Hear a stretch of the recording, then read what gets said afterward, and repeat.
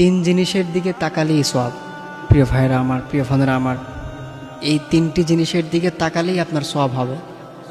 তার মধ্যে নাম্বার 1 যে বিষয়টা, সেটা হচ্ছে আন-নাযারু ইলাল মুসহাফ।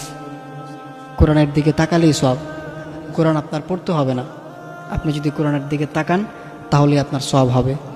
এরপর নাম্বার 2 হচ্ছে আন-নাযারু ইলা ওয়াজহিল ওয়ালিদাইন। আপনার পিতামাতা, আপনি যদি আপনার পিতামাতার দিকে নেক নজরে তাকাতে পারেন তাহলে আপনার সওয়াব হবে।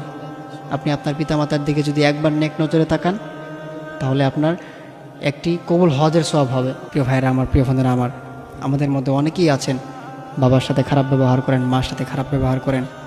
প্রিয় ভাই, মনে রাখবেন, আপনি যদি আপনার বাবার সাথে খারাপ ব্যবহার করেন, আপনি যদি আপনার মার সাথে খারাপ ব্যবহার করেন, আল্লাহর হাবিব সাল্লাল্লাহু আলাইহি ওয়াসাল্লাম জানিয়েছেন পৃথিবীর প্রত্যেকটা পুরুষের পায়ের নিচে থাকে জুতা, জুতার নিচে থাকে হচ্ছে ধুলাবালি, মাটি। পৃথিবীর প্রত্যেকটা মায়ের পায়ের নিচে থাকে হচ্ছে সন্তানের জান্নাত, জাহান্নাম। সন্তান যদি তার মার সাথে ভালো ব্যবহার করে তাহলে সে জান্নাতে যেতে পারবে, আর যদি তার মার সাথে সে খারাপ ব্যবহার করে তাহলে সে জাহান্নামে যাবে। অর্থাৎ হচ্ছে সন্তান যদি তার মার সাথে ভালো ব্যবহার করে তাহলে সে জান্নাতে যেতে পারবে, আর যদি সে খারাপ ব্যবহার করে তাহলে তাকে জাহান্নামে যেতে হবে।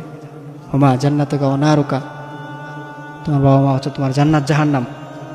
এই জন্য প্রিয় ভাইয়েরা আমার, বাবা মার সাথে খারাপ ব্যবহার করা যাবে না। অনেকেই আছেন বাবা মার সাথে খারাপ ব্যবহার করেন, বাবা মাকে তো মারধর পর্যন্ত করেন, এটা করবেন না। এই জন্য প্রিয় ভাইয়েরা আমার, আপনি যদি আপনার পিতামাতার দিকে আপনি যদি নেক নজরে তাকাতে পারেন তাহলে আপনার সওয়াব হবে। এটা হচ্ছে নাম্বার 2। এরপর নাম্বার 3 হচ্ছে আপনি যদি কাবাগরের গিলাফের দিকে তাকাতে পারেন তাহলে আপনার সওয়াব হবে। এই তিনটি জিনিসের দিকে আপনি যদি তাকান তাহলে আপনার সওয়াব হবে। নাম্বার 1 হচ্ছে আন-নাযারু ইলাল মুসহাফ। কোরআনের দিকে তাকালে আপনার সওয়াব হবে, পড়তে হবে না। এরপর নাম্বার 2 হচ্ছে আন-নাযারু ইলা ওয়াজহিল ওয়ালিদাইন। আপনার পিতামাতার দিকে আপনি যদি নেক নজরে তাকান তাহলে আপনার সওয়াব হবে। এরপর নাম্বার 3 হচ্ছে কাবাগরের গিলাফের দিকে তাকালে আপনার সওয়াব হবে। এই তিনটি জিনিসের দিকে তাকালেই আপনার সওয়াব হবে।